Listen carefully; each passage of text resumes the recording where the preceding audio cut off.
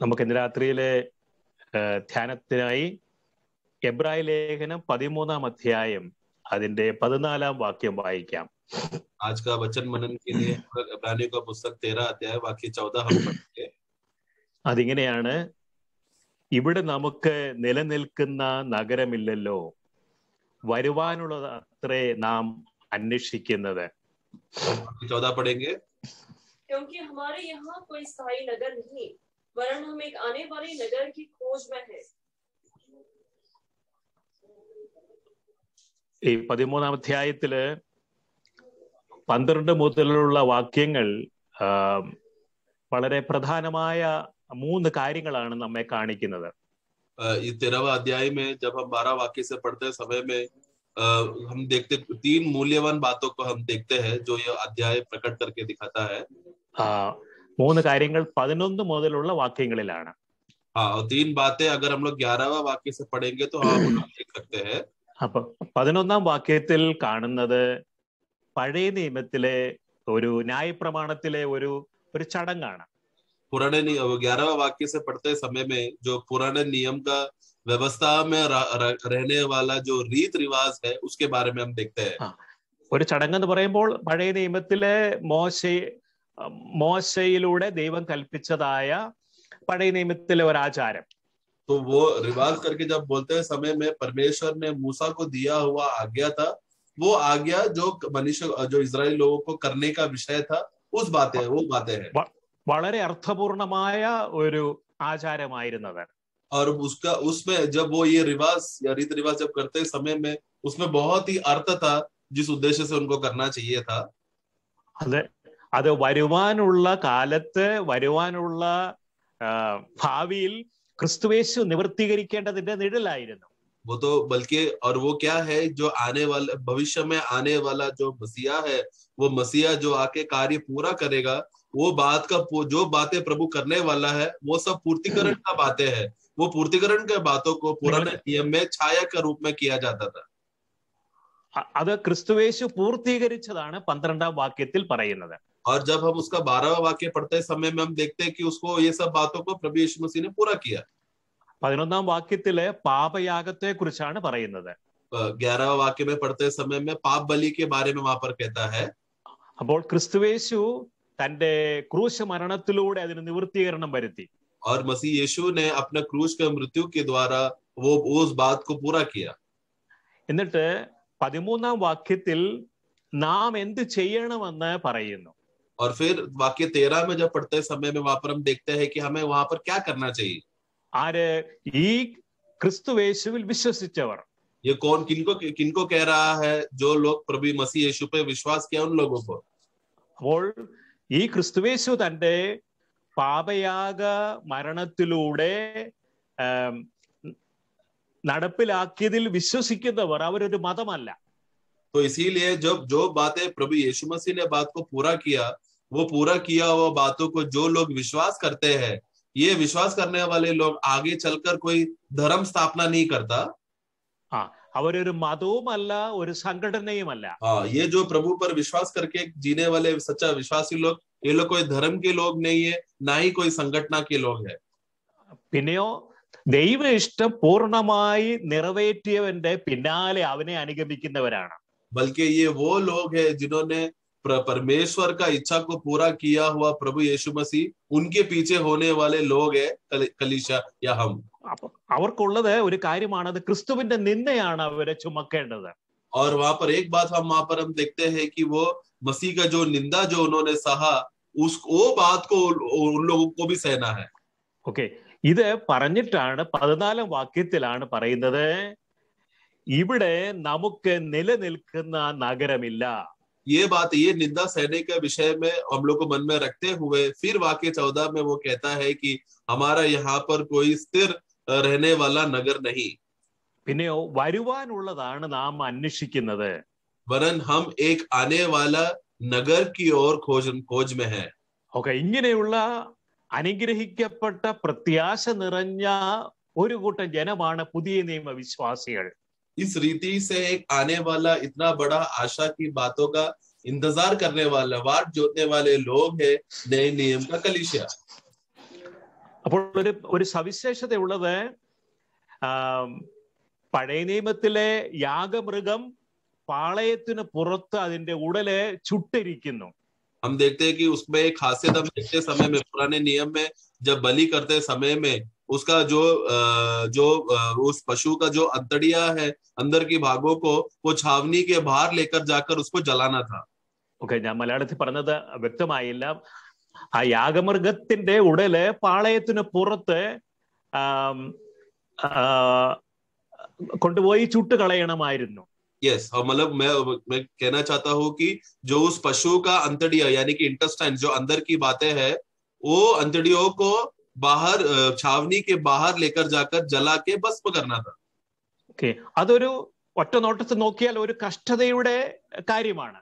और एक नजर से अगर हम देखा जाए तो हम देख सकते हैं कि वो एक कष्ट का, एक तकलीफ का बात है. तो കാരണം ഒന്ന് പാളയത്തിന് പുറത്താണ്, രണ്ടാമത് അത് ചുട്ടുകളയുകയും ചെയ്യുന്നതാണ്. क्योंकि उसमें एक बात हम देखते हैं कि उसको सबसे पहले बात छावनी के बाहर लेकर जाना है और उसके बाद उसको जलाकर राख करना है. അതിന്റെ യാഥാർത്ഥ്യമായിട്ടാണ് ക്രിസ്തു കഷ്ടം അനുഭവിച്ചത്. उसका सच्चाई को अगर हम देखा जाए तो उसको पूर्णता को अगर हम देखा जाए तो वो है हमारा प्रभु यीशु मसीह ने निंदा और कष्ट सहा. അപ്പോൾ ഈ ക്രിസ്തുവിൽ വിശ്വസിക്കുന്നവർ അനുഗമിക്കേണ്ട പാതയും കഷ്ടതയുടെ ഒരു പാതയായിട്ടാണ് ഇവിടെ വർണ്ണിച്ചു കാണിച്ചിട്ടുള്ളത്. इसके लिए ये मसीह के जो पीछे होने वाले लोगों का भी खासियत यही है कि उन लोगों को भी इसी निंदा और कष्ट के रास्ते में ही चलना है. ഈ ക്രിസ്തുവിന്റെ നിന്ദയാണ് ഇവര് ചുമക്കേണ്ടത്. और ये लोग हमेशा मसीह का निंदा को उठाए ले चलना है.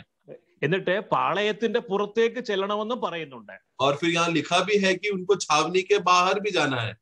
നമുക്ക് എല്ലാവർക്കും അറിയാവുന്നതാണ് ഈ പാളയം എന്താണെന്ന്. हम सब जानते हैं छावनी क्या है. നമുക്കറിയാം ഇന്നത്തെ മതത്തിന്റെ എല്ലാ ഒരു നിഴലാണ് ഈ പാളയം എന്നുള്ളത്.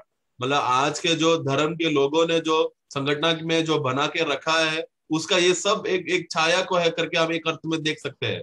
അതുകൊണ്ടാണ് ഞാൻ ആദ്യമേ പറഞ്ഞത് നമ്മൾ ക്രിസ്തു മതക്കാരല്ല. हाँ, इसके लिए मैं पहले ही मैंने शुरुआत में मैंने बोला कि हम लोग कोई मसीह धर्म के लोग नहीं है. ഇനി പിന്നെ നമ്മളൊരു സംഘടനക്കാരാണോ? അതുമല്ല. और क्या हम लोग एक संगठन के लोग हैं क्या? हम लोग वो भी नहीं है. ശരിക്കും പറഞ്ഞാല് ഈ ഭൂമിയില് യാതൊരു ആശ്രയവും ഇല്ലാത്തവരാണ് ദൈവജനം. यानी सही रीति से अगर कहा गया तो प्रभु के लोग वो लोग हैं जिसपे इस दुनिया में कोई भी प्रकार का आश्रय करने के लिए, भरोसा करने के लिए ऐसा कुछ भी बात नहीं है. അതുകൊണ്ടാണ് 14-ാം വാക്യത്തിൽ പറയുന്നത് ഇവിടെ നമുക്ക് നിലനിൽക്കുന്ന നഗരമില്ല. इसीलिए वाक्य 14 में कहता है कि हमारे यहाँ पर कोई भी स्थिर रहने वाला नगर नहीं है. Praise the Lord. എന്നാൽ പിന്നീട് തുടർന്ന് പറയുന്ന കാര്യം വളരെ പ്രത്യാശയുള്ള ഒരു കാര്യമാണ്. परंतु अगर आगे नीचे पढ़ते समय में वो वाक्य, आगे की वाक्य बहुत ही आशापूर्वक उत्पन्न करने वाली बातें हैं. ഈ നിന്ന ചുമന്നുകൊണ്ട് കഷ്ടം അനുഭവിച്ച ക്രിസ്തുവിനെ അനുഗമിക്കുന്നവരെ വരുവാനുള്ളത് ചിലത് അന്വേഷിക്കുന്നവരാണ്. हाँ, यानी कि ये निंदा सहने सहा हुआ प्रभु यीशु मसीह को जिन लोगों ने देखकर विश्वास किया, ये विश्वास करने वाले लोग भी वही रास्ते में चलकर निंदा और कष्ट से अगर चल रहे हैं तो उनको भी आने वाला उसमें एक बातें है जो उनको सामने मिलने वाला है. കഷ്ടം അനുഭവിച്ചവനാണ് നമ്മുടെ കർത്താവ്. हम जानते हैं कि हमारा प्रभु है जिन्होंने कष्ट सहा. അവൻ പാളയത്തിന് പുറത്തു വന്നവനുമാണ്. और वो छावनी के बाहर भी आए थे. അവന് അതുകൊണ്ടാണ് എല്ലാ മതത്തിന്റെയും പുറത്തായിരുന്നു അവന്. इसीलिए हम देखते हैं कि प्रभु इस संसार के सारे धर्म के लोगों, धर्म के विषय से वो बाहर था, धर्म के बाहर आकर वो मरा. ക്രിസ്തു ഒരുക്കിയ വഴിയും നമ്മെ മതത്തിൽ നിന്നും സംഘടനയിൽ നിന്നും വെളിയിൽ കൊണ്ടുവരേണ്ട പാതയാണ്. और यहाँ तक कि मसीह ने जो चला हुआ वो रास्ता, उस रास्ते में हम जब चलते समय में वो एक ऐसा रास्ता है जो हमें संसार का सब धर्मों से और सब प्रकार की जो संगठनाओं से हमें बाहर निकाल कर हमें अलग करता है. उस तरह का रास्ता है प्रभु का रास्ता. നമുക്കറിയാം ഈ എബ്രായ ലേഖനം എഴുതാൻ കാരണമായ ഒരു അടിസ്ഥാന കാര്യമുണ്ട്. हमें अच्छी तरह से जानना है इब्रानियों का किताब लिखने के लिए एक नींव का बात वहां पर है, एक कारण है इब्रानियों का किताब लिखने के लिए. എന്താണെന്നോ, അതായത് കർത്താവായ യേശുക്രിസ്തുവിൽ വിശ്വസിച്ച യഹൂദന്മാർ അവർ വീണ്ടും പഴയ മതത്തിലേക്ക് തിരിച്ചുപോയി. क्योंकि हम देखते हैं कि जो यहूदी लोग हैं उन लोगों ने जो प्रभु यीशु मसीह पर विश्वास किया था, परंतु आगे चलकर वो लोग फिर से अपने यहूदी धर्मों में वापस चले गए. എന്തുകൊണ്ടെന്നറിയാമോ? और ऐसा क्यों हुआ? മനുഷ്യനിലുള്ള ഒരു സ്വഭാവമാണ് അവർക്ക് എപ്പോഴും ഒരു മതം വേണം. क्योंकि ये मनुष्य का एक प्राकृतिक स्वभाव है जो स्वाभाविक रीति से उनके अंदर रहता है कि उनको भरोसा करने के लिए, आश्रय करने के लिए एक धर्म चाहिए. മതത്തിന് ഒരു വലിയ എപ്പോഴും ഒരു ആലയം ഉണ്ടായിരിക്കും. क्योंकि हम धर्म को हम देखते समय में उसको एक मंदिर रहता है. അവിടെ മതത്തിന്റെ പുരോഹിതന്മാരുണ്ട്. और धर्म के लिए, उस धर्म को आगे कार्रवाई करने के लिए याजक लोग रहता है. ഈ പുരോഹിതന്മാരെ കണ്ണഞ്ചിക്കുന്ന വളരെ മനോഹരമായ വർണ്ണശബളിമമായ വസ്ത്രങ്ങൾ അണിഞ്ഞ് അവരുടെ ശുശ്രൂഷയെല്ലാം അവർ ഈ ദേവാലയത്തിൽ നിർവഹിക്കും. और ये जो याजक लोग हैं, ये याजक लोग हमेशा दूसरे लोगों को आकर्षण करने वाला मस्त शोभा में एक अच्छा चमकने वाला वस्त्र पहनकर, वो खास प्रकार का वस्त्र रहता है, वो सब वस्त्रों को पहनकर वो लोग मंदिर में वो लोग सेवा करते हैं. മാത്രമല്ല ഈ ദേവാലയത്തില് അനേക കർമ്മങ്ങളും ഉണ്ടാകും. और उतना ही नहीं, मंदिर में आने के बाद उस मंदिर में उन लोग को बहुत से कर्म यानी कि रिवाजों को उन लोग को ऊपर नीचे से करते रहना पड़ता है. അത് യഹൂദ മതത്തിലും ഉണ്ടായിരുന്നു, ഇന്നത്തെ ക്രിസ്തു മതത്തിലും ഉണ്ട്. और वो पुराने नियम में जो यहूदियों का धर्म में था उसमें भी था, और आज हम लोग ये मसीह धर्म में, संसार का नामधारी मसीह धर्म में भी ये सब बातों को हम देखते हैं. എന്തുകൊണ്ടാണെന്നോ യഹൂദന്മാർ അവര് പിന്നെയും മതത്തിലേക്ക് പോയത്? तो इसके लिए क्यों यहूदी लोग, हम देखते हैं कि वापस वो लोग अपने यहूदी धर्म में चले गए? കാരണം നമ്മുടെ കർത്താവിന്റെ ആഗ്രഹം നാം ഓരോരുത്തരും മാനസാന്തരപ്പെടണമെന്നാണ്. क्योंकि हमारा प्रभु का आग्रह यह था कि हम सब लोग मन फिरे. പുതിയ നിയമത്തിന്റെ ആദ്യത്തെ സന്ദേശം തന്നെ മാനസാന്തരപ്പെടുവീൻ എന്നാണ്. नए नियम का संदेश का शुरुआत, आरंभ ही हम देखते हैं मन फिराओ करके बोलकर शुरू होता है. അതായത് എന്നും മനസ്സ് പുതുക്കാൻ വേണ്ടി മനസ്സ് ക്രിസ്തുവിലേക്ക് തിരിച്ചവരാണ് നാം. मतलब हम लोग वो लोग हैं जो हमेशा अपना मन को नया करने के लिए हमें अपना मन फिराकर प्रभु की ओर आना है. അപ്പൊ ദിനംതോറും മനസ്സ് പുതുകുന്ന ഒരു മാർഗമാണ് യേശു കർത്താവ് നമുക്ക് കാണിച്ചു തന്നത്. यानी कि रोज प्रतिदिन हमारा मन को नया रहने के लिए हमारे लिए प्रभु ने एक मार्ग खोलकर रखा है जो हम कहते हैं मन फिराना. ആ മാർഗം അത് പുരോഗമനപരവുമാണ്. हाँ, और वो मार्ग का खासियत ये है कि उसमें बढ़ोतरी भी है. അതെവിടെയെങ്കിലും തങ്ങി നിൽക്കുന്ന ഒരു മാർഗവുമല്ല. ये ऐसा मार्ग नहीं है कि किधर आके अटक जाता है या किधर आके रुक जाता है. എന്നാൽ യഹൂദ മതത്തിലെ ആചാരങ്ങള് അതാത് സമയത്ത് നിറവേറ്റിയാൽ മതിയായിരുന്നു. लेकिन यहूदियों का रिवाजों को और कार्यों को देखते समय में वो बस उनके समय आने पर, वो दिन आते समय में बस आकर करके जाना था. ഞാൻ പറയട്ടെ, യഹൂദ മതത്തിലെ ആചാരങ്ങൾ വളരെ അർത്ഥപൂർണമായിരുന്നു. फिर से मैं आप लोगों को याद दिलाना चाहता हूँ कि यहूदी लोगों का जो धर्म के जो भी कार्य थे उसमें बहुत ही अर्थ था. അതെ, യേശു കർത്താവ് വരുവാനുള്ള യേശു കർത്താവ് വന്ന് നിറവേറ്റാനുള്ള അനേക കാര്യങ്ങളായിരുന്നു അവർ ചെയ്ത കർമ്മങ്ങളിൽ ഉണ്ടായിരുന്നത്. वो यहूदी लोग पुराने नियम में जो भी कर्म रीत रिवाज वो लोग करते थे, वो बस ये था कि एक दिन मसीहा आएगा और वो सब बातों को पूर्तिकरण करेगा. वो पूर्तिकरण करने का विषय में देखते समय में, रहने के विषय में देखते समय में पुराने नियम में वो सब छाया के रूप में करते थे. നമുക്കറിയാം, കഴിഞ്ഞ ദിവസങ്ങളിൽ നമ്മളത് പഠിച്ചുകൊണ്ടിരിക്കുകയായിരുന്നു. സഹോദരൻ ജോൺ പി തോമസ് യാഗങ്ങളെ കുറിച്ചും അതുപോലെ തന്നെ പഴയ നിയമത്തിലെ उत्सवങ്ങളെ കുറിച്ചും നമ്മൾക്ക് പറഞ്ഞു തരികയുണ്ടായി. और गए महीनों में हमने इस विषय में भाई जॉन पी थॉमस के द्वारा हमने उनके द्वारा बहुत से क्लासों में हमने उनके विषय में यहूदियों के रीत रिवाजों के बारे में, खास रूप में उनका पर्वों के बारे में और जो बलिया वो लोग करते हैं, वो सब बातों में गहरा क्लास हमने देखा था. ഓക്കെ, അതെല്ലാം വളരെ അർത്ഥപൂർണമായിരുന്നു.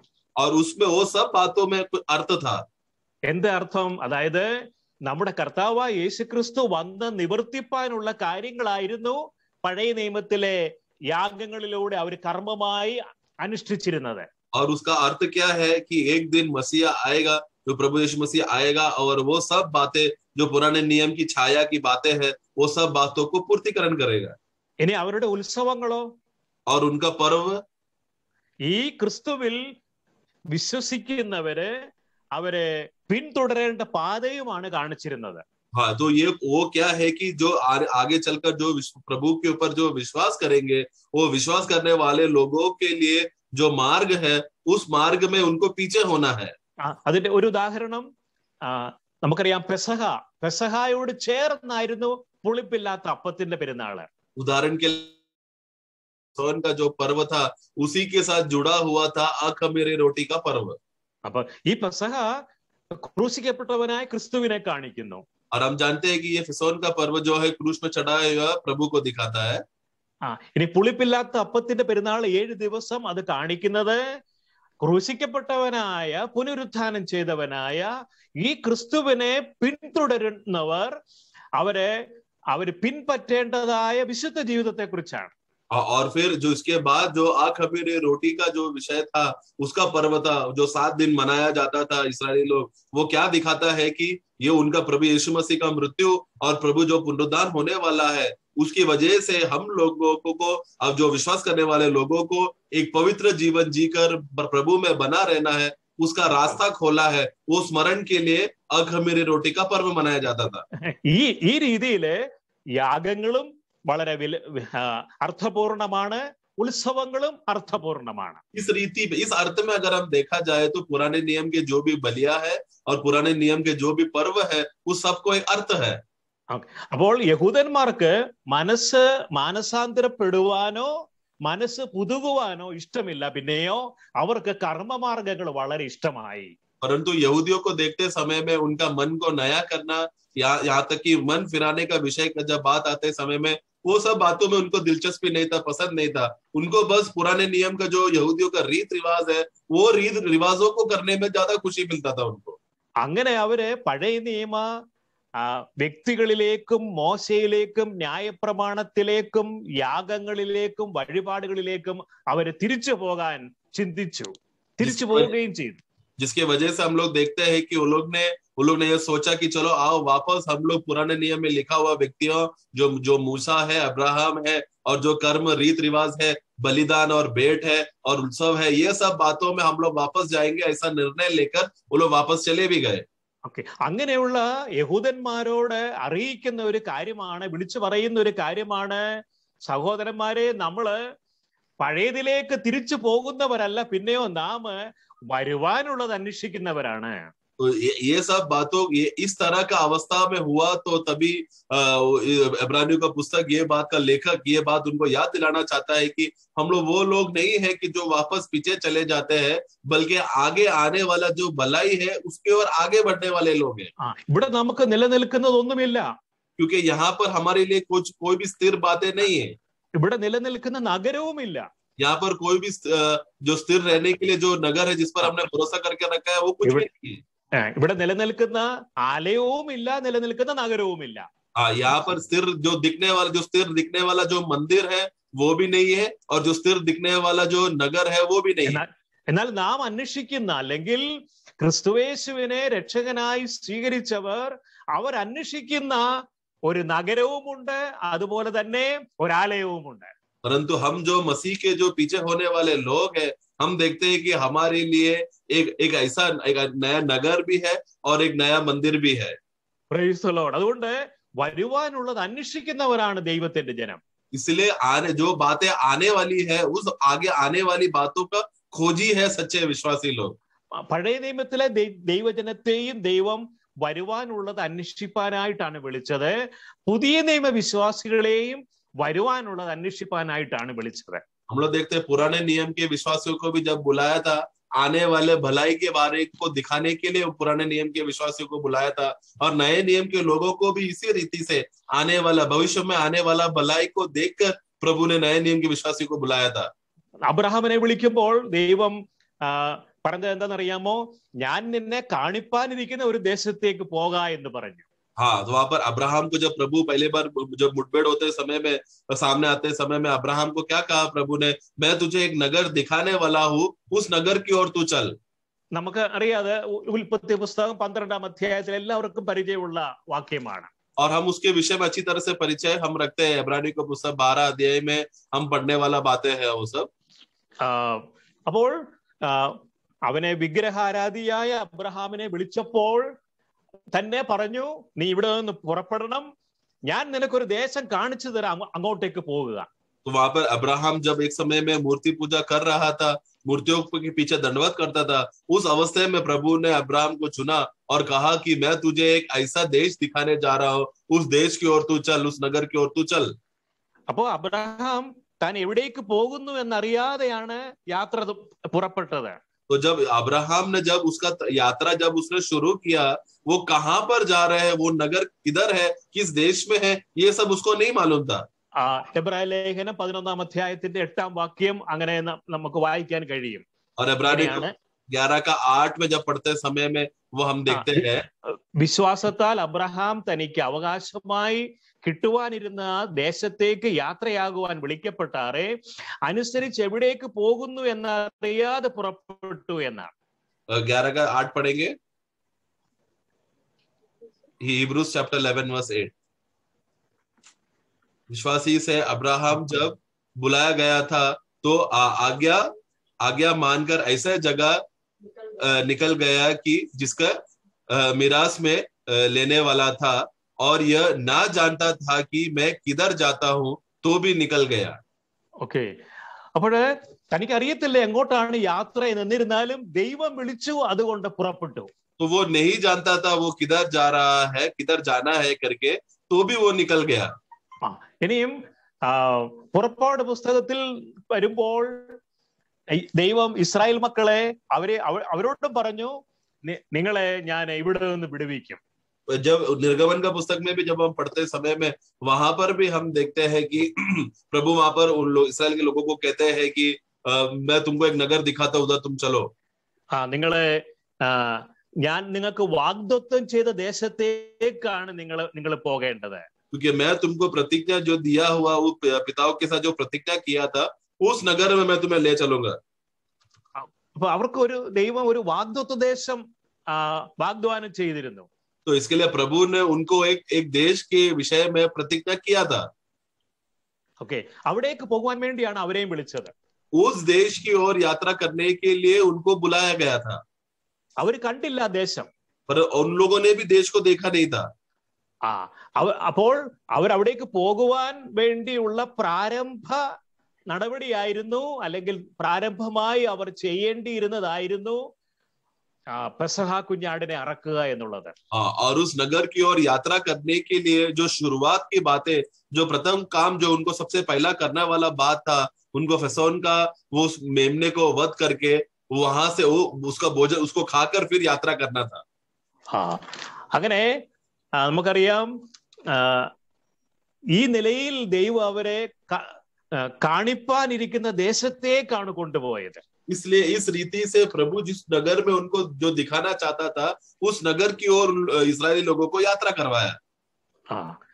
ഇനിയും അവര് മരുഭൂമിയിൽ കൂടെ യാത്ര ചെയ്തപ്പോഴും നമുക്കറിയാം, യോശുവയും കാലേബുമായിരുന്നു ആ നാട്ടിൽ പ്രവേശിച്ചത്, കനാൻ നാട്ടിൽ പ്രവേശിച്ചത്. और हम ये भी हम देखते हैं कि जब वो लोग मरुभूमि या जंगल की ओर वो लोग यात्रा करते समय में, उस यात्रा करके बाहर आने के बाद हम देखते हैं कि जो शुरुआत में आरंभ से निकला हुआ लोगों में से सिर्फ 2 ही लोग था, योशुआ और कालेब, जो प्रतिज्ञा की, जो उस नगर में प्रवेश किया. അപ്പൊ ഇവിടെ ഒരു സവിശേഷതയുണ്ട്.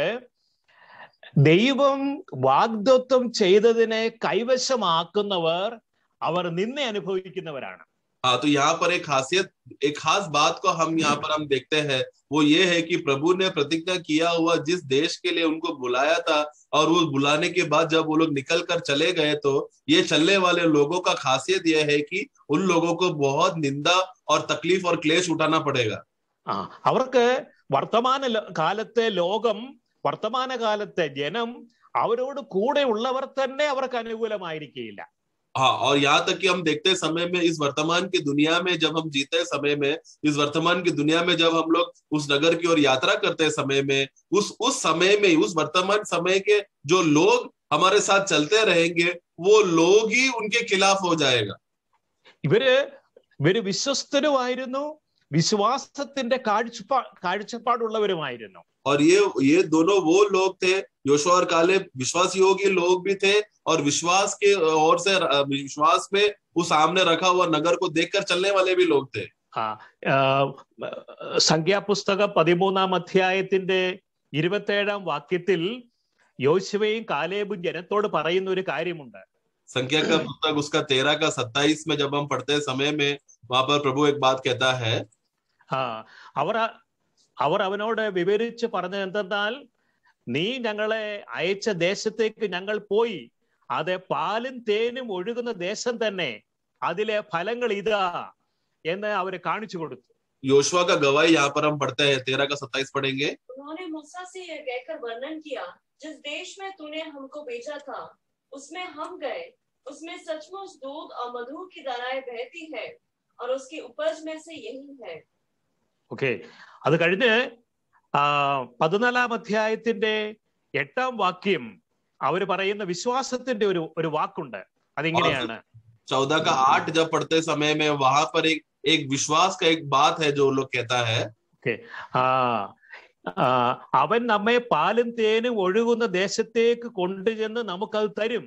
യഹോവയോട് നിങ്ങൾ മത്സരിക്കുക മാത്രമരുത്, ആ ദേശത്തിലെ ജനത്തെ ഭയപ്പെടരുത്, അവർ നമുക്ക് ഇരയാകുന്നു, അവരുടെ ശരണം പോയിപ്പോയിരിക്കുന്നു, നമ്മോട് കൂടെ യഹോവ ഉള്ളത് കൊണ്ട് അവരെ ഭയപ്പെടരുത് എന്ന് പറഞ്ഞു.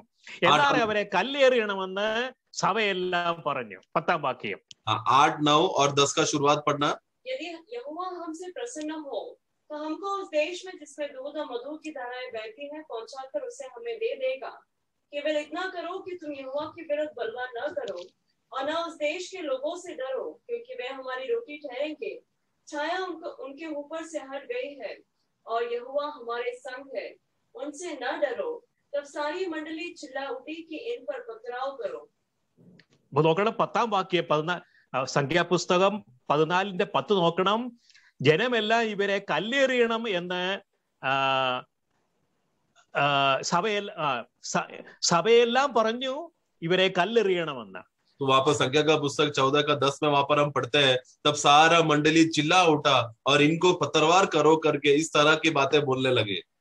അപ്പോൾ വരുവാനുള്ളതിനെ അന്വേഷിക്കുന്ന ജനത്തെ ഈ ലോകം നിന്ദിക്കും. तो यानी कि जो आगे जो एक नगर है जो आने वाला है, उस नगर का खोजी अगर होने के लिए हम लोग रास्ते में अगर निकलेंगे, तो जो लोग इस अच्छा रास्ते में निकलेंगे उनके खिलाफ लोग खड़े हो जाएंगे पत्थरवार करने के लिए. അതിന്റെ നിഴലാണ് നമ്മൾ പഴയ നിയമത്തിൽ യോശുവയുടെയും കാലേബിന്റെയും ജീവിതത്തിലൂടെ കണ്ടത്. और उसका छाया की बातें थी जो हमने योशुआ और कालेब के ऊपर आया हुआ अवस्था को हम देखते हैं. ഇനി പുതിയ നിയമത്തിലേക്ക് നമുക്ക് വരാം. अभी हम नए नियम में जब हम आते हैं, നമുക്ക് അപ്പോസ്തല പ്രവൃത്തികൾ 7-ാം അധ്യായം, प्रेरितों का कार्य 7वां अध्याय. അവിടെ വിശ്വാസത്തോടെ ജീവിതം നയിച്ച ഒരു വ്യക്തിയെ നമുക്ക് കാണാം. അവനാണ് സ്തെഫാനോസ്. यहाँ पर हम विश्वास के साथ जिया हुआ एक व्यक्ति को हम देखते हैं जो है स्तेफानोस. അവൻ സ്വന്തം നിലനിൽപ്പ് നോക്കിയില്ല. वो उसका खुद का परिस्थिति को वहां पर नहीं देखा. അവൻ സത്യം വിളിച്ചു പറഞ്ഞു, बल्कि उसने सत्य को घोषणा किया. അപ്പോൾ ദൈവം ചെയ്ത ഒരു കാര്യമുണ്ട്, വരുവാനുള്ളത് എന്താണെന്ന് ദൈവം അവനെ കാണിച്ചു. इसके लिए वहां पर प्रभु ने क्या कार्य किया है, जो आने वाले बातें हैं उसको प्रभु ने उसको प्रकट करके दिखाया. അവൻ വിശ്വാസത്തോടെ പ്രസംഗിച്ചു.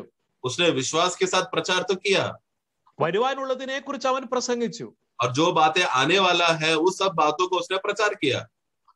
ആത്മാവിലുള്ള മാനസാന്തരത്തെ കുറിച്ചും അവർ പിന്തുടരേണ്ട പാതയെ കുറിച്ചും അവൻ പ്രസംഗിച്ചു. और स्तेफानोस ने जब प्रचार करते समय में आत्मा के द्वारा आने वाला मन फिराव की बातें और उसके बाद तुमको जो मार्ग में चलना चाहिए वो सब बातों का प्रचार स्तेफानोस ने किया. അപ്പോസ്തല പ്രവൃത്തികൾ 7-ാം അധ്യായത്തിന്റെ 54-ാം വാക്യം. उसका प्रेरितों का कार्य 7 का 54 में हम पढ़ते हैं. ഇങ്ങനെയാണ്, ഇത് കേട്ടപ്പോൾ അവർ കോപപരവശരായി അവന്റെ നേരെ പല്ല് കടിച്ചു, അവനോ പരിശുദ്ധാത്മാവ് നിറഞ്ഞവനായി സ്വർഗത്തിലേക്ക് ഉറ്റുനോക്കി. ये सब बातें सुनने के बाद वो लोग ने क्या किया, वो लोग ने उस पर दांत पीसने लगे, परंतु ये सब बातों में उसने स्टेफानोस ने क्या किया, वो पवित्र आत्मा से परिपूर्ण होकर स्वर्ग की ओर देखा। അപ്പോൾ വരുവാനുള്ളതിനെ അന്വേഷിക്കുന്നവനും അത് അന്വേഷിക്കാതെ കർമ്മത്തിൽ ആശ്രയിക്കുന്ന രണ്ടുപേരെ നമുക്കിവിടെ കാണാം. तो यहाँ पर दो प्रकार के लोगों को हम देख सकते हैं, जो आगे आने वाली बातों पर आश्रय कर कर आनंद उठाने वाला व्यक्ति, और दूसरा व्यक्ति जब आने वाली बातों का जब बात उसने बोला, वो बात को उसने नहीं सुनकर, उसने अभी तक जो रीत रिवाज की बातों को सुनकर रखा था और उसको पसंद करने वाला था, वो लोगों को भी हम यहाँ पर हम देखते हैं। പഴയ നിയമത്തില് യോശുവയും കാലേബിനെയും കല്ലെറിയണമെന്ന് പറഞ്ഞതേ ഉള്ളൂ. ये पुराने नियम में तो देखो उन लोगों को योशुआ और कालेब के ऊपर फतवार करो करके वहां के लोगों को बस चिल्ला उठा था। എന്നാൽ സ്തെഫാനോസ് പറഞ്ഞത് കേട്ടപ്പോൾ ഇങ്ങനെയാണ് അവൻ പറഞ്ഞത്. അവൻ സ്വർഗത്തേക്ക് നോക്കി എന്നിട്ട് പറഞ്ഞു, ദൈവമഹത്വവും ദൈവത്തിന്റെ വലത്ത് ഭാഗത്ത് യേശു നിൽക്കുന്നതും കണ്ടു. ഇതാ സ്വർഗം തുറന്നിരിക്കുന്നതും മനുഷ്യപുത്രന്റെ വലത്ത് ഭാഗത്ത്, മനുഷ്യപുത്രൻ ദൈവത്തിന്റെ വലത്ത് ഭാഗത്ത് നിൽക്കുന്നത് ഞാൻ കാണുന്നു എന്ന് ഉറക്കെ നിലവിളിച്ചു പറഞ്ഞു. परंतु यहाँ पर और स्टेफानोस के विषय में हम यहाँ पर क्या देखते हैं, जब वो पवित्र आत्मा से परिपूर्ण हो गया और जब उसने स्वर्ग में देखा, वो कहता है कि देखो मैं परमेश्वर को की महिमा को और यीशु मसीह परमेश्वर की महिमा की दाहिने ओर खड़ा है करके देखकर वो जोर से कहने लगा। ഓക്കെ, അപ്പോഴാണ് അവര് കേട്ടവർക്ക് അത് സഹിച്ചില്ല. हाँ, तो और ये जब बातें उसने देखा और फिर कहने लगा, देखो स्वर्ग खुला हुआ है और मनुष्य का पुत्र वहां पर वो मेरे खड़ा है करके सब ये सब बातें बोला, तो जो सुनने वाले लोग थे उनको ये बातें सहन नहीं हुआ। അവർക്ക് വരുവാനുള്ളത് അന്വേഷിക്കേണ്ട കാര്യമേ ഇല്ല. ये सब बातों का खोजने का जरूरत ही नहीं था। അവർക്ക് വരുവാനുള്ളത് കേൾക്കുകയും വേണ്ട. और उनको ये सब बातों को सुनने का इच्छा भी नहीं है। അതുകൊണ്ടാണ് അവർ ചെവി പൊത്തിയത്. इसीलिए उन लोगों ने कान बंद कर दिया। എന്നിട്ടോ അവരവനെ നഗരത്തിൽ നിന്ന് പുറത്ത് തള്ളി കല്ലെറിഞ്ഞു. और फिर हम देखते हैं कि उनको वहां पर हम देखते हैं कि उसको नगर से बाहर निकाला और फिर पत्थरवार किया। Praise the Lord. പ്രിയമുള്ളവരെ, നമ്മളെ കർത്താവ് വിളിച്ചത് അവന്റെ സാക്ഷികളാകാൻ വേണ്ടിയാണ്. क्योंकि प्रभु ने हमें बुलाया है उसका गवाही के लिए।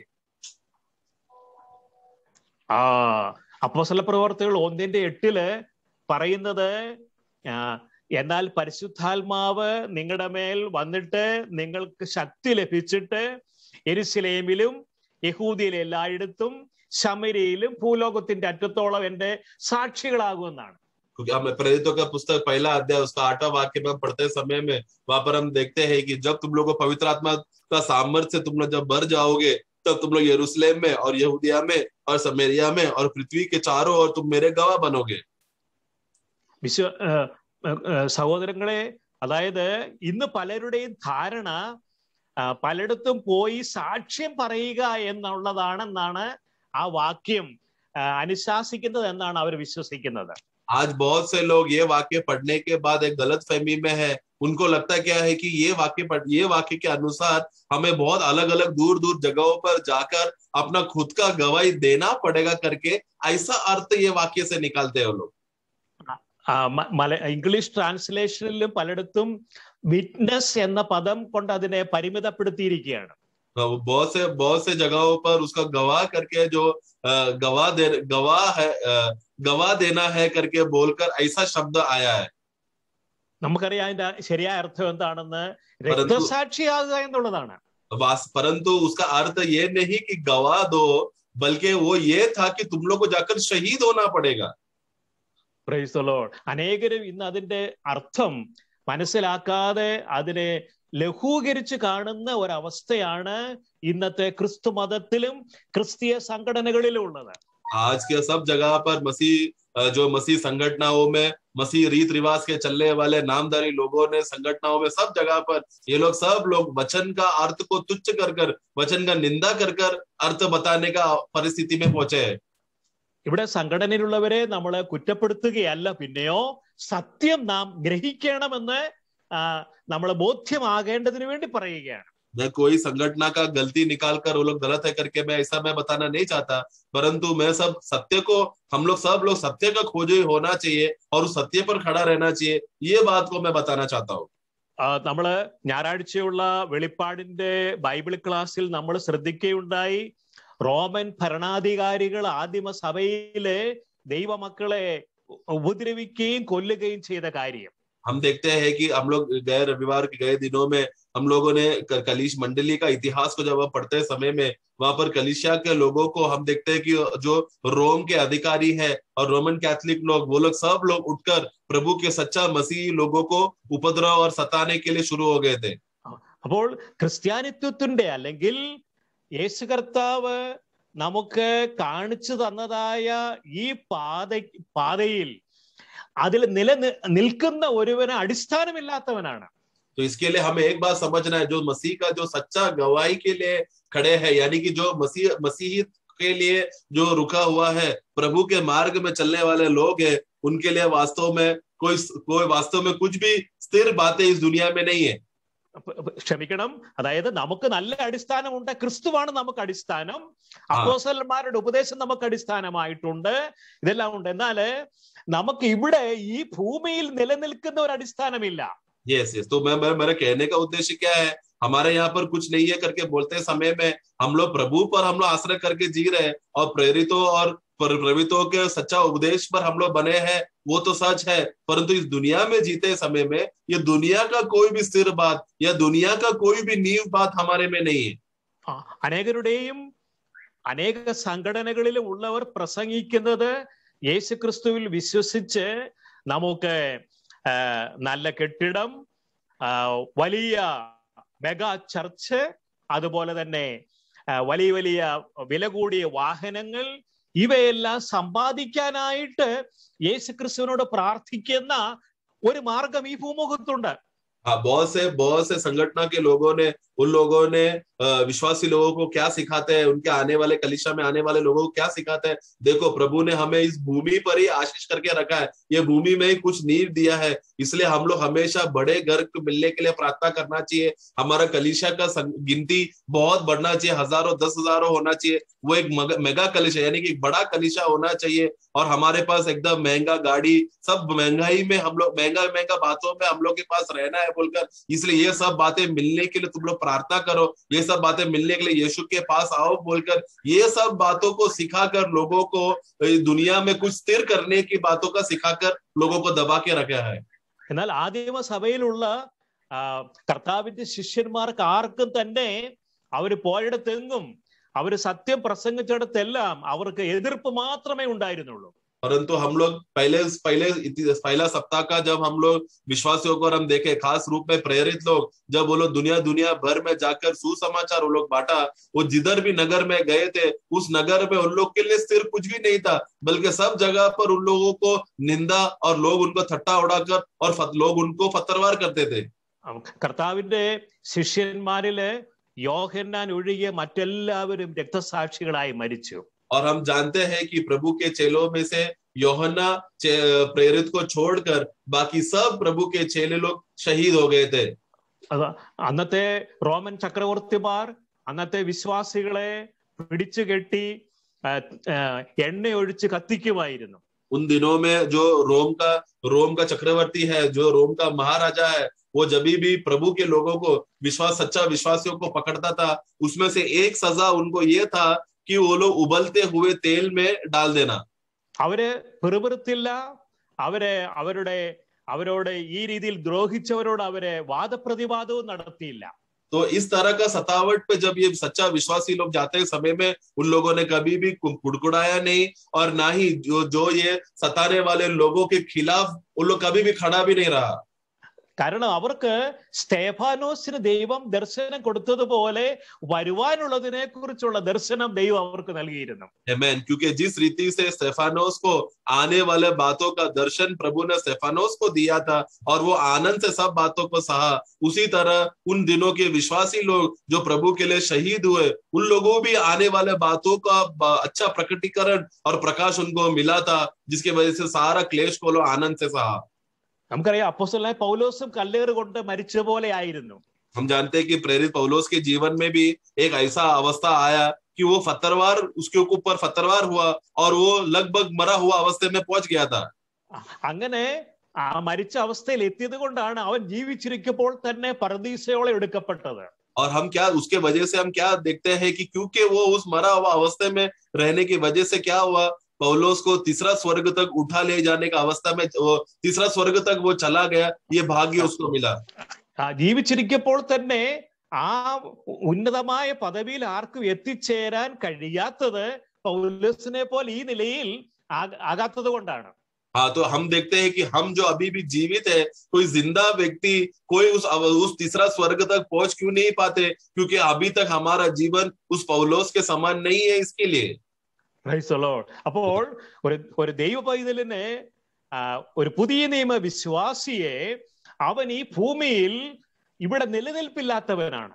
क्योंकि इसके लिए एक सच्चा विश्वासी को अगर हम देखा जाए तो उनको इस दुनिया में, इस संसार में, इस भूमि में कोई भी स्थिर बातें नहीं है. അവർ അന്വേഷിക്കുന്നത് ഏതാണെന്ന് അറിയാമോ? വരുവാനുള്ളതാണ് അന്വേഷിക്കുന്നത്. क्योंकि सच्चा विश्वासी लोग किस बात का खोजी के है? जो आने वाले बातों के खोजी है. കാരണം 2 കൊരിന്ത്യർ ലേഖനം 4-ാം അധ്യായത്തിന്റെ ഒടുവിൽ ഇങ്ങനെയാണ് പറയുന്നത്, കാണുന്നത് താൽക്കാലികം, കാണാത്തതോ നിത്യം. क्योंकि 2 कोरिन्थी अध्याय 4 में हम पढ़ते समय में वहां पर हम देखते हैं कि जो बात दिखता है वो कुछ समय के लिए है, परंतु जो बात नहीं दिखता वो अनंत काल का है. Praise the Lord. അപ്പോൾ ഇപ്പോൾ കാണാത്തതും നിത്യമായതുമായ കാര്യങ്ങളിലേക്കാണ് കർത്താവ് നമ്മെ വിളിച്ചിരിക്കുന്നത്. इसके लिए अभी जो बातें दिखता नहीं है परंतु सदा स्थिर और अनंत काल का है, वो बातों का विषय के लिए तो प्रभु ने हमको बुलाया है. ആരാണ് ഒരു പുതിയ നിയമ വിശ്വാസി? एक नया नियम का विश्वासी कौन है? പുനരുത്ഥാനം ചെയ്ത ക്രിസ്തു അവന്റെ ആത്മാവിൽ വസിക്കുന്നു. पुनरुत्थान हुआ प्रभु यीशु मसीह विश्वासियों के आत्मा में बसा हुआ है. ജീവിപ്പിക്കുന്ന ആത്മാവായ ക്രിസ്തു അവന്റെ ആത്മാവിനോട് ഒന്നായിരിക്കുന്നു. जीवन देने वाला आत्मा जो प्रभु यीशु मसीह बन चुका है, वो प्रभु हमारे आत्मा में रहकर हमें जिला रहा है. മാത്രവുമല്ല, റോമർക്കെഴുതിയ ലേഖനം 8-ാം അധ്യായത്തിന്റെ 16-ാം വാക്യം പറയുന്നത്, നാം ദൈവത്തിന്റെ മക്കളാകുന്നുവെന്ന ആത്മാവ് താനും നമ്മുടെ ആത്മാവോടുകൂടെ സാക്ഷ്യം പറയുന്നു. और केवल उतना ही नहीं, रोमियो का पुस्तक 8:16 में पढ़ते समय में हम देखते हैं कि आत्मा आप ही हमारा आत्मा से यह गवाही देती है कि हम लोग परमेश्वर के संतान हैं. ഇത് എത്ര ഉന്നതമായ ഒരു സംഭാഷണമെന്നറിയാമോ? और ये किस विषय का बात चल रहा है? എത്രമാത്രം ഉന്നതമായ ഒരു കൂട്ടായ്മയാണെന്നറിയാമോ കർത്താവ് നമ്മുടെ ആത്മാവിനോട് പറയുന്നത്? ये कितना श्रेष्ठ और कितना बड़ा बात का संगति का बात है कि प्रभु हमारे आत्मा में बसा हुआ है करके उनको ये सब आके बोलने के विषय में. നാം ദൈവ മക്കൾ എന്ന് പറയുമ്പോൾ മക്കളെങ്കിൽ അവകാശികളാണ്. अगर हम लोग परमेश्वर के संतान है करके जब प्रभु बोलते समय में वहीं पर हम देखते हैं कि यदि संतान है तो वारिस भी है. ഇനി അവകാശി മാത്രമല്ല, പിന്നെയോ ക്രിസ്തുയേശുവിനോടുകൂടെ കൂട്ടവകാശികളാണ്. केवल परमेश्वर के साथ का वारिस है उतना ही नहीं, परंतु मसीह के साथ का संगी वारिस भी है. അതെന്തൊരു ഭാഗ്യകരമായ അവസ്ഥയാണ്! ये कितना भाग्य और धन्य अवस्था है प्रियो.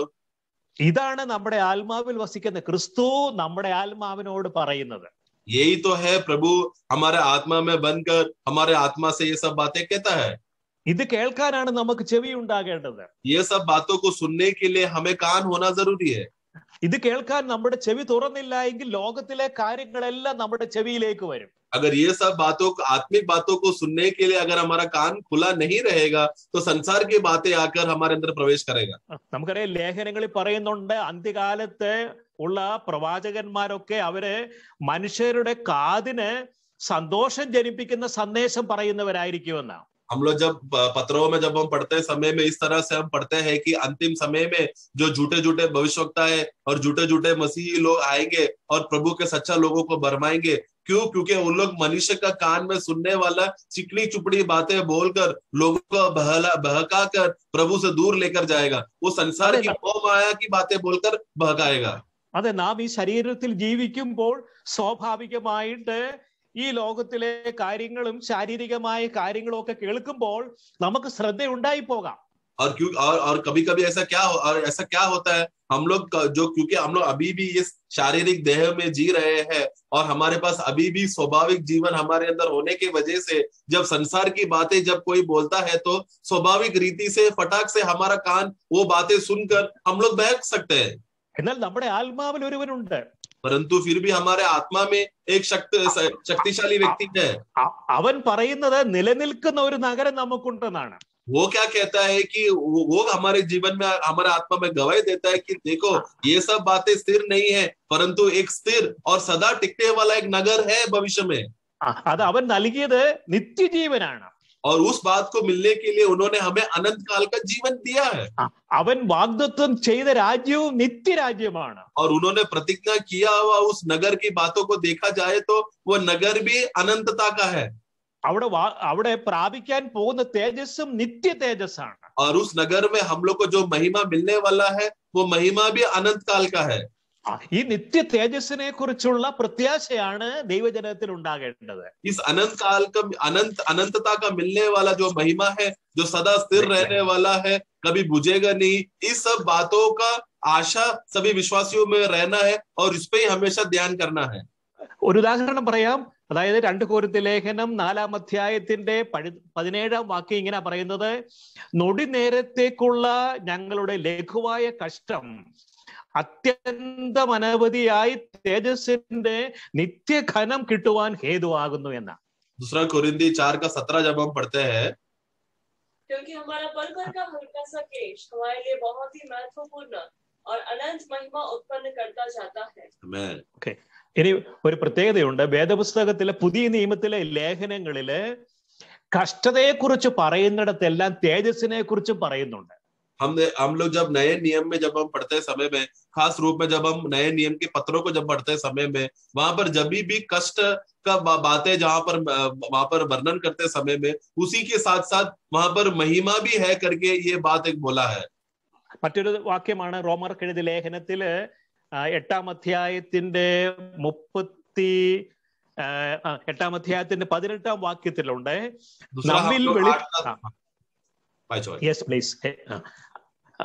നമ്മിൽ വെളിപ്പെടുവാനുള്ള തേജസ് വിചാരിച്ചാൽ ഈ കാലത്തിലെ കഷ്ടങ്ങൾ സാരമില്ല എന്ന് ഞാൻ എണ്ണുന്നു. दूसरा भी एक बात हम देखते समय में रोमियो 8:18 पढ़ेंगे, क्योंकि मैं समझता हूँ कि इस समय के दुख और क्लेश उस महिमा के सामने जो हम पर प्रकट होने वाली है कुछ भी नहीं है। देखो यहाँ पर भी जब भी दुख और क्लेश करके बोला है तो फिर तुरंत उसके साथ महिमा को जोड़ा है। ഒരു വാക്യം കൂടെ വായിക്കാം. 1 പത്രോസ് 4-ാം അധ്യായത്തിന്റെ 12-13 വാക്യങ്ങൾ. पहला पत्रोस 4:12-13. ഞാൻ മലയാളത്തിൽ വായിക്കാം. 12-13 വാക്യങ്ങൾ. പ്രിയമുള്ളവരെ, നിങ്ങൾക്ക് പരീക്ഷയ്ക്കായി സംഭവിച്ചിരിക്കുന്ന അഗ്നിശോധനയെങ്കിൽ ഒരു അപൂർവ കാര്യം നിങ്ങൾക്ക് വന്നുകൂടി എന്ന് വെച്ച് അതിശയിച്ചു പോകരുത്. ക്രിസ്തുവിന്റെ കഷ്ടങ്ങൾക്ക് പങ്കുള്ളവരാകും തോറും സന്തോഷിച്ചു കൊള്ളുവീൻ. അങ്ങനെ നിങ്ങൾ അവന്റെ തേജസ്സിന്റെ പ്രത്യക്ഷതയിൽ ഉല്ലസിച്ചാനന്ദിപ്പാൻ ഇടവരും. जो दुखरूपी अग्नि तुम्हारे परखने के लिए तुम्हें भड़की है, इससे यह समझकर अचंभा न करो कि कोई अनोखी बात तुम पर बीत रही है, पर जैसे जैसे मसीह के दुखों में सहभागी होते हो आनंद करो, जिससे उसकी महिमा के प्रकट होते समय भी तुम आनंदित और मगन हो। देखो दुख के साथ साथ फिर से यहाँ पर भी महिमा का बात बोला है। ഈ 5-ാം അധ്യായം 1 പത്രോസ് 5-ാം അധ്യായത്തിന്റെ 10-ാം വാക്യം കൂടെ വായിക്കട്ടെ. എന്നാൽ അല്പകാലത്തേക്ക് കഷ്ടം സഹിക്കുന്ന നിങ്ങളെ ക്രിസ്തുവിൽ തന്റെ നിത്യ തേജസ്സിനായി വിളിച്ചിരിക്കുന്ന സർവകൃപാലുവായ ദൈവം തന്നെ യഥാസ്ഥാനപ്പെടുത്തി ഉറപ്പിച്ച് ശക്തീകരിക്കും. ബലം എന്നേക്കും അവനുള്ളത്. ആമേൻ. पहला पत्रोस 5:10 भी पढ़ेंगे. पहला पत्रोस 5:10. अब परमेश्वर जो सारे अनुग्रह का दाता है, जिसने तुम्हें मसीह में अपनी अनंत महिमा के लिए बुलाया, तुम्हारी थोड़ी देर तक दुख उठाने के बाद आप ही तुम्हें सिद्ध और स्थिर और बलवंत करेगा। आमीन. बस പ്രൈസ് ദി ലോർഡ്. ഇപ്പൊ ഈ വാക്യങ്ങള് ഇനി അനേക വാക്യങ്ങളുണ്ട്. അവിടെയെല്ലാം ഈ വർത്തമാന കാലത്തിൽ കഷ്ടം സഹിക്കുന്നവർക്ക് ദൈവം നൽകാൻ പോകുന്നത് നിത്യ തേജസ്സാണ്. आमीन. तो इसके अलावा और भी बहुत से वाक्य है जो ये बताता है कि आज वर्तमान में जो सच्चा विश्वासी लोग पल भर का क्लेश या दुख या तकलीफ उठाएंगे तो उनके लिए अनंत काल का महिमा इंतजार कर रहा है. അപ്പൊ വരുവാനുള്ള കാര്യത്തെ കുറിച്ച് ആത്മാവും നമ്മുടെ ആത്മാവോട് പറയുന്നുണ്ട്. ആത്മാവ് അപ്പോസ്തലന്മാരെ ഉപയോഗിച്ച് എഴുതി വെച്ച ലേഖനങ്ങളിലും അങ്ങനെ പറയുന്നുണ്ട്. तो ये आने वाली बातों का विषय में प्रभु ने हमको वचन में बताया है, और लेखाओं में प्रेरितों के द्वारा भी प्रभु ने ये बातों को हमारे लिए बताया है। ഇങ്ങനെ ദൈവം വാഗ്ദത്തം ചെയ്ത വരുവാനുള്ളത് അന്വേഷിക്കുന്നവരാണ് നാം. इसलिए हम वो लोग हैं जो प्रभु ने प्रतिज्ञा दिया हुआ लोगों को भविष्य में मिलने वाला बातों का सच्चा खोजी है, सच्चा विश्वासी. അതിനായി നാം കാത്തിരിക്കുന്നവരുമാണ്. उसके लिए हम लोग वाट जो रहे हैं. അതുകൊണ്ടാണ് ഇവിടെ നമുക്ക് നിലനിൽക്കുന്നതൊന്നുമില്ല. इसके लिए यहाँ पर कोई स्थिर बातें नहीं है. നിലനിൽക്കുമെന്ന് ആശിച്ചാലും നിലനിൽക്കത്തില്ല. यहाँ तक कि कुछ भी इस भूमि में कुछ भी स्थिर बातों का अगर हम लोग आग्रह करें और वो रहेगा करके सोचेगा तो भी वो नहीं रहेगा. പ്രത്യേകിച്ച് ഈ കാലഘട്ടത്തിൽ ഒന്നും നിലനിൽപ്പില്ല എന്ന് ദൈവം അനുഭവത്തിലൂടെ തെളിയിച്ചു കൊണ്ടിരിക്കുകയാണ്. हाँ, और उतना ही नहीं, खास रूप में प्रभु हम लोग का अनुभव से, हम लोग जो अवस्था से हम लोग जा रहे हैं, ये अवस्था से प्रभु खुद हमको साबित करके दिखा रहे हैं कि ये दुनिया का कोई भी बातें स्थिर नहीं है. പലപ്പോഴും ദൈവവചനത്തിലൂടെയും അതുപോലെ തന്നെ ദൈവം അരുളി ചെയ്തതുമായ നിത്യമായ കാര്യങ്ങളെ കേൾക്കാൻ നമ്മുടെ ചെവി തുറന്നിരിക്കുകയില്ല. बहुत बार प्रभु ने बोला हुआ बातें और वचन में प्रकट किया हुआ बातों को अच्छी रीति से ग्रहण कर प्रभु जो हमसे कहना चाहता है, ये सब बातें सुनने के लिए हमारा कान खुला नहीं रहता. എന്നാൽ താൽക്കാലികമായതും നശിച്ചു പോകുന്നതുമായ കാര്യങ്ങൾ കേൾക്കുമ്പോൾ മനുഷ്യരുടെ കാതിന് വളരെ സന്തോഷമാണ്. परंतु जो बातें नाश होने वाला है और जो बातें कुछ पल के लिए है, वो छोटे छोटे बातें जो नाश होने वाला बातों का बातें सुनने के लिए हमारा कान हमेशा तैयार रहता है. പത്രോസിനോട് ഒരിക്കൽ കർത്താവ് പറഞ്ഞു, ഞാൻ പുനരുത്ഥാനം ചെയ്യുമെന്ന് പറഞ്ഞു. प्रभु ने एक बार पत्रोस से कहा, ये पत्रोस मैं एक दिन पुनरुत्थान होऊंगा. അതിനു മുമ്പ് കർത്താവ് പറഞ്ഞു, എനിക്ക് കഷ്ടം സഹിക്കേണ്ടി വരും, ഞാൻ കഷ്ടം സഹിക്കും, അത് കഴിഞ്ഞ് ഞാൻ മരിക്കും, ഞാൻ പുനരുത്ഥാനം ചെയ്യും എന്ന് പറഞ്ഞു. പക്ഷേ പത്രോസ് മുഴുവൻ കേട്ടില്ല. परंतु उसके पहले प्रभु ने क्या कहा, देखो मैं कष्ट सहने वाला हूँ और याजकों के द्वारा और फरीसियों के द्वारा मैं पकड़ाया जाऊंगा, वो लोग मुझे पकड़ेंगे, वो लोग मुझे कष्ट देगा, वो लोग मुझे मार डालेंगे और मैं मर जाऊंगा, परंतु मैं तीसरा दिन जी उठूंगा करके ये सब बातें बोला तो था. परंतु पत्रोस आगे का बात है, मैं पुनरुत्थान हूं, मैं पुनरुत्थान होगा, ये सब बातें पत्रोस ने नहीं सुना. കഷ്ടതയെ കുറിച്ച് മാത്രമേ അവൻ കേട്ടുള്ളൂ, പുനരുത്ഥാനത്തിന്റെ കാര്യം അവൻ കേട്ടില്ല. क्योंकि उसने तो सिर्फ कष्ट आने, प्रभु के ऊपर कष्ट आएगा करके ये सब बातें उसने सुना था, बल्कि प्रभु तीसरा दिन पुनरुत्थान होगा करके ये बातें उसने नहीं सुना. ഇതുപോലെ തന്നെയാണ് പ്രിയമുള്ളവരെ, വരുവാനുള്ള കാര്യങ്ങളെ കുറിച്ച് അനേക വാഗ്ദാനങ്ങൾ നമുക്ക് ദൈവം തന്റെ വചനത്തിൽ നൽകിയിട്ടുണ്ട്. आमीन. इसी रीति से प्रभु का वचन में आज जो आने वाली बातें हैं, वो सब बातों का महिमा और उसका प्रतिज्ञा और जो जो बातें हैं, उस सब बातों का आनंद प्रभु वचन में हमको बहुत से बातें प्रकट करके दिया है. എന്നാൽ മനുഷ്യ മനസ്സ് എപ്പോഴും താൽക്കാലികമായതും ഇവിടെയുള്ളതിലേക്കുമാണ് എപ്പോഴും മനുഷ്യ മനസ്സ് പോയി വേരൂന്നാനായിട്ട് ഇഷ്ടപ്പെടുന്നത്. परंतु मनुष्य का मन हमेशा जो संसार की बातें हैं और कुछ पल की बातें हैं और भूमि की बातों में उस बातों को सुनकर उसमें जड़ पकड़कर वो सब बातों को कब्जा करने के लिए मनुष्य का मन भागता है. നമ്മുടെ കർത്താവായ യേശുക്രിസ്തുവും അങ്ങനെ തന്നെയാണ് നമുക്കൊരു മാതൃകയും കാണിച്ചു തന്നത്. इसके लिए हम लोग प्रभु यीशु मसीह का जीवन को देखा जाए तो उनका एक सच्चा आत्मिक जीवन था और हमारे लिए एक अच्छा आदर्श था. അവൻ ക്രൂശിൽ രക്തമൊഴുക്കി നമുക്കായി മരിച്ചു. उन्होंने, हमारा प्रभु क्रूस में वो मरते समय में लहू बहाकर मरा. അവൻ പിതാവിന്റെ നീതിയുടെ ആവശ്യങ്ങളെല്ലാം പൂർണ്ണമായി നിറവേറ്റി. और पिता परमेश्वर ने जो भी धार्मिकता का मांग किया था, वो सब बातों को प्रभु यीशु मसीह ने पूरा किया. നമ്മുടെ ഓരോരുത്തരുടെയും പാപങ്ങൾക്കുള്ള ശിക്ഷ നമ്മെ ഓരോരുത്തരെയും ഓർത്തുകൊണ്ട് അവയെല്ലാം എണ്ണി എണ്ണി അവന് ഏറ്റു. हमारा हर एक विश्वासियों के ऊपर आने वाला पाप का जो दंड है, वो एक एक विश्वासियों का पाप का दंड प्रभु यीशु मसीह ने वो सहा और वो हम सब हर एक विश्वासियों को प्रभु ने याद किया. അതെ, തന്നെ പരിഹസിച്ചവരോട് അവന് പറയുവാൻ ഒന്നും ഉണ്ടായിരുന്നില്ല. जब लोगों ने प्रभु का ठट्टा उड़ाया, मजाक उड़ाया, निंदा उड़ाया, उनके खिलाफ बोलने के लिए प्रभु ने कुछ नहीं बोला. പക്ഷേ അവന്റെ ജീവിതത്തിൽ ഒരു അനുഭവം ഉണ്ടായിരുന്നു. എബ്രായലേഖനം 12:2 ഇങ്ങനെയാണ് വരുന്നത്, തന്റെ മുൻപിൽ വച്ചിരുന്ന സന്തോഷമോർത്ത് അവൻ അപമാനം അലക്ഷ്യമാക്കി ക്രൂശിനെ സഹിക്കുകയും ദൈവസിംഹാസനത്തിന്റെ വലത്തുഭാഗത്തിരിക്കുകയും ചെയ്തു. परंतु हम वहां पर देखते हैं समय में इब्रानियों का पुस्तक 12:2 का B पार्ट से पढ़ेंगे, जिसने उस आनंद के लिए जिसने उस आनंद के लिए जो उसके आगे धरा था लज्जा की कुछ चिंता न करके क्रूस का दुख सहा और सिंहासन पर परमेश्वर के दाहिने जा बैठा. Praise the Lord. അപ്പോൾ കർത്താവ് ക്രൂസിലായിരുന്നപ്പോഴും അവന് മുൻപിൽ ഒരു സന്തോഷമുണ്ടായിരുന്നു. यानी कि हम देखते हैं कि प्रभु जब क्रूस पे रहते समय में उनके सामने एक आनंद का बात था. അതെ, ക്രൂസിൽ അവന് വേദനയുണ്ടായിരുന്നു. क्रूस में उनको दर्द तो हो रहा था.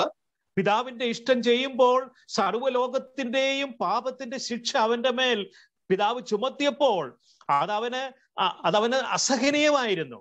क्योंकि पिता परमेश्वर जब अपना पुत्र प्रभु यीशु मसीह को क्रूस में जब उसको रखा और सारा जगत का पाप का न्याय वो प्रभु यीशु मसीह के ऊपर डाला, ये सब बातें करते समय में प्रभु यीशु मसीह सह रहा था. അവനെ തകർത്ത് കളവാനും പിതാവിന് ഇഷ്ടം തോന്നി. और पिता को यह भाया कि अपने पुत्र को कुचले. പക്ഷെ പുത്രനെ നോക്കിയ ഒരിടമുണ്ട്. അവൻ ഭൂമിയിലേക്കോ തന്നെ ക്രൂശിക്കുന്നവരിലേക്കോ തനിക്കെതിരെ അപമാനം പറയുന്നവരിലേക്കോ അല്ല അവൻ നോക്കിയത്. परंतु प्रभु यीशु मसीह को देखने के लिए एक जगह था. उन्होंने कभी भी भूमि की ओर नहीं देखा, जो उनको थट्टा उड़ा रहे थे उनकी ओर नहीं देखा, जो उनको क्रूस में चढ़ा रहे थे उनकी ओर नहीं देखा. അത് തന്റെ മുൻപിൽ ഒരു സന്തോഷമുണ്ടായിരുന്നു. അത് നാം ഓരോരുത്തരുമായിരുന്നു. आमीन. बल्कि प्रभु ने उनको सामने रखा हुआ एक आनंद को देखा. आनंद को देखकर क्रूस का लज्जा को सहा. वो आनंद कौन है? वो हम सब है. അതെ, നാം ഓരോരുത്തരും നിത്യജീവൻ പ്രാപിച്ച് അവനോടുകൂടെ കൂട്ടവകാശികളായി തീരുന്ന ആ സന്തോഷമായിരുന്നു. वो प्रभु का ये आनंद था कि प्रभु एक दिन मरकर जब पुनरुद्धान होगा उसके साथ प्रभु के साथ एक सच्चा झुंड, एक सच्चा विश्वासी तैयार रहेगा. वो ये विश्वासी लोग मसीह के साथ सहवारिस रहेंगे और प्रभु के साथ का सारा आनंद का अनुभव उठाने वाले लोग हैं. ये सब कलीसिया भी एक दिन मेरे साथ रहेगा. ये सब बातें प्रभु देखकर आनंद किया. Praise the Lord. അതുകൊണ്ടാണ് അവന് അപമാനം അലക്ഷ്യമാക്കി ക്രൂസിനെ സഹിച്ചത്. इसलिए उसने क्रूस के द्वारा मिलने वाला सारा लज्जा को उसने सहकर क्रूस को उठाया. അതിന്റെ ഫലമായിട്ട് അവൻ ദൈവസിംഹാസനത്തിന്റെ വലത്തുഭാഗത്തിരുന്നു. और उसका फल अवस्था देखते समय में वो हम देखते हैं कि और वो सिंहासन पर परमेश्वर के दाहिने ओर जा बैठा. അപ്പോൾ നാം ഈ ക്രിസ്തുവിനോട് കൂടെ കൂട്ടവകാശികളാകാൻ പോവുകയാണ്. इसीलिए आज हम लोग इसी मसीह के साथ सह मिरासदार होने वाले हैं. ഓക്കെ, നമുക്ക് നോക്കാനുള്ളത് അവിടേക്കാണ്. और हमें देखने के लिए वो क्रूस का वो स्थान और प्रभु हमारे जो दाहिने और परमेश्वर का दाहिने ओर बैठा है वो स्थान. അതെ, ഇവിടുത്തെ പ്രതികൂലങ്ങളോ ഇവിടുത്തെ നിന്ദയോ അപമാനമോ അല്ല. यहाँ का परिस्थिति, यहाँ का लज्जा, यहाँ का संसार की बातों को नहीं है हमें देखना है. അതെ, ഒരു ദൈവത്തിൽ അത് ഉണ്ടെന്നാണ് പറയുന്നത്. परंतु अब वचन में लिखा है कि ये सब निंदा और लज्जा और ये सब कष्ट एक विश्वासी के लिए है. അതെ, എന്നാലേ ഇവിടെ നമുക്ക് നിത്യമായി പ്രാപിക്കാൻ ഒന്നുമില്ല. परंतु यहाँ पर हमें अनंत काल के लिए बना रहने का कोई स्थिर बातें कुछ भी नहीं है. എന്നാൽ ക്രിസ്തുവിനോട് കൂടെ ദൈവം നമുക്ക് വാഗ്ദത്തം ചെയ്തിട്ടുള്ളതൊക്കെയും നിത്യമാണ്. परंतु परमेश्वर ने मसीह के द्वारा हमारे साथ जो भी प्रतिज्ञा किया हुआ बातें हैं वो सब बातें अनंत काल का है. ഓക്കെ, അത് എബ്രായ വിശ്വാസികൾക്ക് ഇല്ലായിരുന്നു. परंतु ये सब बातें अब्रानी विश्वासी उस समय के अब्रानी लोगों ने वो विश्वास नहीं किया था. അവര് പഴയ ആചാരങ്ങളിലേക്കും താൽക്കാലികമായ അനുഗ്രഹങ്ങളിലേക്കും അവർ പോയി. क्योंकि उन लोग वापस यहूदियों का रीत रिवाज और संसार में बने रहने वाला कुछ पल का मिराज और आनंद का बातें वो लोग उस बातों पे चले गए. എന്നാൽ അവർക്ക് കൂടെ പ്രത്യാശ ഉളവാക്കാൻ വേണ്ടിയാണ് പരിശുദ്ധാത്മാവ് ഈ വചനം എഴുതി വെച്ചിട്ടുള്ളത്. परंतु उन लोगों के अंदर उन लोगों को भी जागरूक करके वापस मन फिरा सके, इसलिए उन लोगों के लिए भी अब्रानियों का लेखा लिखा गया था. ഈ വചനത്തിലേക്ക് നോക്കി നമുക്കും പ്രത്യാശയുള്ളവരായി തീരാം. आमीन. इसी तरह हम भी ये वचनों को देखकर हम लोग भी आशा से भर जाए. അതെ, ഇവിടെ നിലനിൽക്കുന്നത് നമുക്കില്ല, പിന്നെയോ നാം വരുവാനുള്ളതാണ് അന്വേഷിക്കുന്നത്. यहाँ पर स्थिर रहने वाला कोई भी बात नहीं है, बल्कि जो बातें आने वाला है उसको हम देख रहे हैं. കാരണം ക്രിസ്തു വരുവാനുള്ളതിലേക്ക് പ്രവേശിച്ചു. क्योंकि प्रभु जो आने वाला बातों पर था उस पर प्रवेश कर चुका है. അതെ, നാം അവന്റെ പിന്നാലെയാണ് പോകുന്നത്. और आज हम लोग उनके पीछे जा रहे हैं. അവന്റെ പിന്നാലെ പോയാൽ അവൻ ചെന്ന് ചേർന്നെടുത്ത് തന്നെ നമ്മളും ചെന്ന് ചേരും. और अगर हम लोग प्रभु के पीछे हो लिए तो प्रभु जहां पर अंतिम में पहुंच गया जो है पिता परमेश्वर का दाहिने ओर, वहां पर भी हम लोग भी जाकर पहुंचेंगे. Praise the Lord. നമ്മുടെ ക്രിസ്ത്യ ജീവിതം എത്ര പ്രത്യാശാപൂർണമാണ്. इसलिए प्रियो, हमारा विश्वासियों का जो आशा है वो कितना महत्वपूर्ण है. ദൈവം നമ്മെ സഹായിക്കട്ടെ. परमेश्वर हमें सहायता करे। Praise the Lord. Praise the Lord.